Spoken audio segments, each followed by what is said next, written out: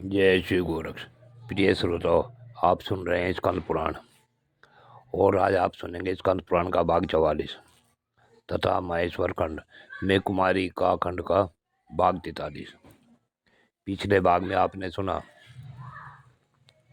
कि नारद मुनि ने योगी समर्थ का पता बताया तथा राजा और उसके साथियों को बताया कि समर्थ ही तुम्हें ऐसा स्थान बता सकते हैं जहाँ तुम जाकर भगवान शंकर की उपासना कर सको और उनसे गति प्राप्त कर सको तथा मोक्ष मुक्ति भी प्राप्त कर सकते हो। अब इससे आगे की कथा इस भाग 44 में सुने। भाग 45 में सुने। पिछले भाग 44 था, प्रिय श्रोताओ ये भाग 45 है तथा कुमारी का खंड का भाग 44 है। नारद मुनि बोले,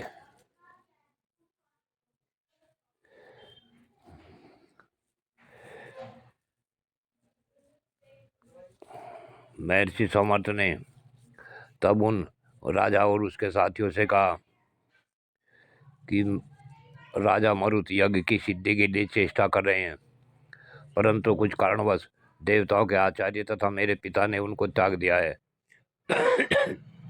अतः उस यज्ञ का ऋत्विक बनाने के लिए उन्होंने मुझ गुरुपुत्र को ही मनोनीत किया है, परंतु विद्या के अंतर्गत होने वाले इन सात्विक यज्ञों में से मेरा कोई प्रयोजन नहीं है। इसलिए राजा इंद्रदुमन के साथ तुम लोग शीघ्रतापूर्वक महिसागर संगम तीर्थ में जाओ। वहां से 5 तीर्थों का सेवन करते हुए तुम लोग निश्चय ही मोक्ष प्राप्त कर लोगे। ऐसा कहकर सोमवार जी अपने अभिष्ट स्थान को चले गए और इंद्रदुमन आदि वे सब लोग व्रत यज्ञ मुनि के पास पहुंच गए कर वहां महिसागर संगम तीर्थ में रहने लगे। मुनि ने अपने विशेष ज्ञान से जान लिया कि ये सब लोग भगवान शंकर के गण हैं। यह जानकर वे उन सब लोगों से बोले, आओ, तुम लोगों का पुण्य अत्यंत निर्मल और महान है, जिससे इस महिसागर संगम नामक गुप्त क्षेत्र में तुम्हारा आगमन हुआ है। महिसागर संगम में किया हुआ स्नान, दान, जप, होम और विशेषतः पिंडदान सब अक्षय होता है। पूर्णिमा और अमावस्या को यहाँ किया हुआ स्नान, दान और जप आदि सब कर्म अक्षय फल देने वाला होता है। देवर्षि नारद ने पूर्व काल में जब यहाँ स्थान निर्माण किया था, उस समय ग्रहों ने आकर वरदान दिया था। शनिदेव ने जो वरदान दिया वह इस प्रकार है, जिस समय शनिवार के साथ अमावस्या हो उस दिन यहाँ स्नान दान पूर्वक श्राद्ध करे।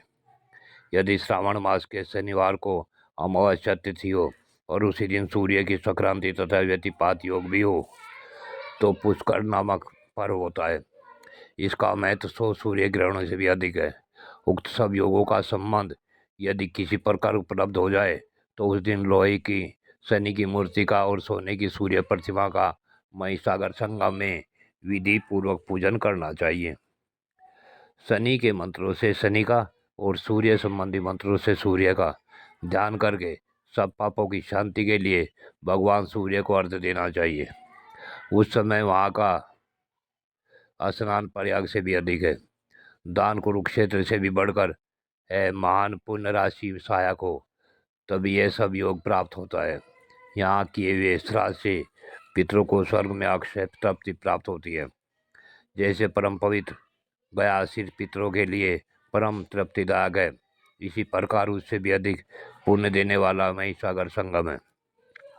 अग्निश्चय ते योनिरिहात्वे देवरे तो विष्णुर्मृतश्च नाभि, अर्थात हे महानदी, अग्नि तुम्हारी योनि और पृथ्वी तुम्हारी देह है। तुम यज्ञ स्वरूप विष्णु के वीर्य से उत्पन्न हुई हो और अमृत का केंद्र स्थान हो। इस सतवाक का श्रद्धापूर्वक उच्चारण करते हुए महिसागर संगम तीर्थ में स्नान करना चाहिए, जो सब नदियों में प्रधान और पवित्र सागर है तथा प्रचुर जल वाली समस्त तीर्थ स्वरूपा जो माही नदी है। इन दोनों को मैं अर्घ्य देता हूँ, प्रणाम करता हूँ और इनकी स्तुति भी करता हूँ। ताम्रा, रस्या, पयोवाहा, पितृ प्रतिपदा सुबह शशमाला महासिंधु दात्रदात्री पृथुस्तुता इंद्र ध्रुव कन्या अक्षित जन्मा इरावती मई पर्णा मई संग गंगा पश्चिम वाहिनी नदी तथा राजनदी। इन 18 नामों की माला का स्नान काल और श्राद्ध काल में मनुष्य सर्वस्त्र पाठ करे। ये सब नाम महाराज पृथु से के कहे हुए हैं। इनका पाठ करने वाला मनुष्य यज्ञ पूर्ति भगवान विष्णु के पद को प्राप्त होता है। तदंतर निम्नांकित मंत्र पढ़कर मई नदी को अर्घ्य देना चाहिए।